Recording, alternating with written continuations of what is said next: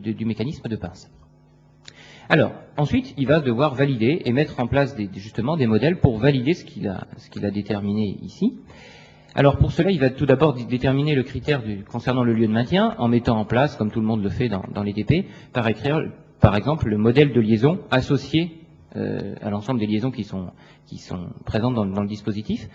À travers cette analyse de liaison, il va acquérir une culture de solution sur la liaison glissière qui est faite par contact direct. Et il va pouvoir interpréter les mobilités, puisque, alors ici on voit très clairement l'exemple que la liaison glissière est faite par la mise en parallèle de deux liaisons. Donc il va acquérir une culture de solution, chacune des liaisons glissières est réalisée complètement différemment, et il va interpréter le nombre de mobilités, à savoir que les nombres de mobilités autorisés ici permettent justement d'atteindre l'ensemble du plan du tamis. Donc que ceci respecte bien le premier critère de lieu de maintien. Pour le deuxième critère de maintien en tension, eh bien, il va proposer tout d'abord un modèle, grâce à son savoir-faire qu'il a acquis en cours, et en formulant des hypothèses. Donc il va dire que cette fois les liaisons sont faites avec jeu, ce ne sont pas des liaisons parfaites ici, sinon il n'y aurait pas blocage, que les contacts sont ponctuels, et il va proposer par exemple la loi de comportement de Coulomb pour mettre en place tout ce que tout le monde a priori connaît, le modèle d'arc-boutement. Il va trouver qu'il existe une hauteur minimale, à partir de laquelle il y a blocage, et en dessous de cette hauteur-là, bien sûr, il y a glissement. Il va comparer en faisant une expérience sur le système réel, donc retour du modèle au réel, en voyant que la hauteur réelle est à peu près égale à celle de son modèle, qui va lui suffire. Mais ce modèle, il va surtout lui mettre en avant que la grosse hypothèse de son modèle, justement, c'est que les liaisons sont avec jeu. Et ce qui explique, justement, la baisse de tension, ce sont les jeux dans les liaisons. Il y a eu en fait un déplacement de la corde du mécanisme de blocage lors du relâchement. Et en fait, c'est ce qui explique la baisse de tension dans la corde. Donc, grâce à son modèle, il aura réussi à expliquer et à valider ici la non-performance en fait vis-à-vis du cahier des charges. Bon, il faudra quand même que l'élève soit capable de mesurer ses propos sur cet aspect-là, puisque c'est peut-être pas un drame que la tension ne soit pas respectée. Le principal, c'est que le joueur, à la fin, il soit content. Or, le joueur, il a peut-être demandé, alors c'est comme ça que c'est affecté ici, 25 kg de tension dans sa corde. Et s'il a 20 kg, c'est pas grave, il aura l'impression qu'il a 25 kg, il joue très bien avec 25 kg, s'il ne change pas de cordeur et s'il ne change pas de mécanisme, eh bien tout ira bien. Oui, je sais qu'il faut que j'accélère. Alors, je vais passer donc à la conclusion, voilà, comme ça, j'aurai accéléré. Alors, je crois que nous avons essayé de montrer, Sébastien et moi-même, que les sciences industrielles pour l'ingénieur donc sont une discipline à part entière des classes préparatoires aux grandes écoles et participent donc à la constitution du socle de savoir et de compétences scientifiques et technologiques nécessaires pour les écoles d'ingénieurs. Elles s'appuient en fait sur trois grands domaines. Alors, nous avons décidé de distinguer ces trois domaines justement. Les systèmes industriels pluritechnologiques complexes et innovants qui sont justement ceux du domaine industriel. On n'y a pas toujours accès, il y a un cahier des charges, on n'y a pas toujours accès. Les systèmes que nous avons dans notre laboratoire, qui sont des systèmes réels, tout à fait, mais qui sont instrumentés justement pour pouvoir avoir des réponses expérimentales, et les domaines des modèles.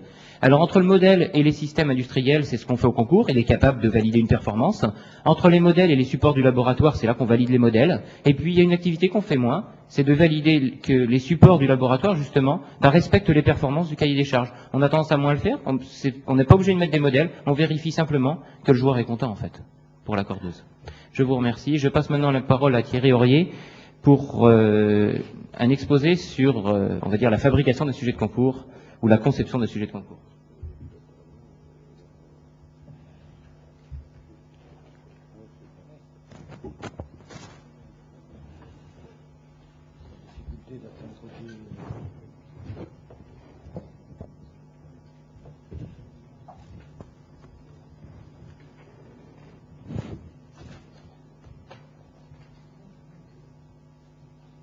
Bien, il nous a semblé important,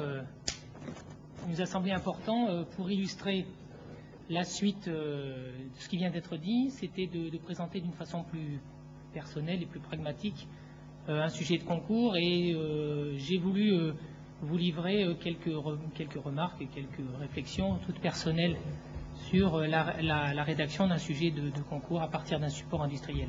Je vais me placer du point de vue du concepteur, c'est-à-dire je vais essayer de vous montrer les difficultés que j'ai eues et les difficultés que j'ai rencontrées et que j'ai dû surmonter pour établir ce sujet. Ce sujet, il avait comme support un système de propulsion par hélice à pas variable, un sujet que j'ai coécrit en 2003 Et ce système de propulsion, il équipe les gros bateaux, les gros remorqueurs portuaires. Donc je vais me placer du point de vue du concepteur et je vais essayer de montrer déjà l'interaction qui existe entre à la fois le support, qui doit être démonstratif, c'est important, et puis le sujet, la façon dont on l'écrit, et la relation qui existe entre ces deux entités, pour en faire une entité qui va être soumise à nos candidats à la fin des 2 ans. Donc déjà, cette entité, elle est régie par un certain nombre de critères de qualité.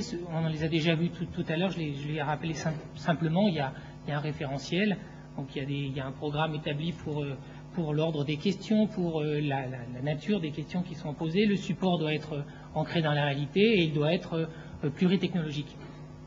Alors je voudrais simplement orienter mon propos en peu de temps suivant 2 directions, on va dire. Je voudrais parler d'abord du support. Je vais vous le présenter rapidement, ce support, il était intéressant. Et puis pour que vous puissiez comprendre quelles ont été les difficultés pour le mettre en œuvre et le présenter à un sujet papier, on va dire, hein, donc quelles sont les difficultés qu'on a rencontrées. Et puis la collecte de données avec le contact industriel qui n'est pas simple pour arriver à obtenir un support et un ensemble de données cohérentes. Et puis sur le sujet lui-même, je voudrais montrer qu'à partir des données qu'on avait recueillies, comment est-ce qu'on a pu établir une architecture et construire le sujet en tant que tel. Voilà. Et cette architecture, elle va être forcément relative à des choix personnels qui vont être faits, et la construction, elle va forcément faire appel à des outils de simulation. Donc, le système de propulsion, c'était un système de propulsion par hélice à pas variable, je l'ai déjà dit, qui est, dans le domaine d'application, concerne les engins portuaires et notamment les très gros remorqueurs.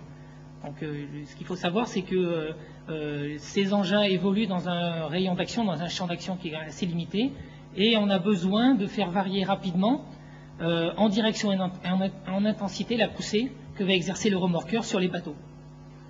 Et en plus, on doit avoir une très grande manœuvrabilité. Donc, la réponse qui avait été présentée, on va dire l'alternance à la classique hélice d'axe fixe par rapport au bateau, est un propulseur dont le principe est fondé sur des pales qui sont placées verticalement, des pales de grande dimension, qui vont être à incidence variable, qui sont montées sur un rotor circulaire, qu'on voit ici, le rotor circulaire avec les pales, qui sont montées sur le rotor circulaire. Ce rotor circulaire est placé au fond du bâtiment.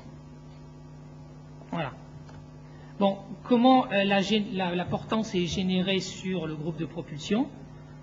Bon, rapidement un petit dessin. On voit 4 pales qui sont vues en bout.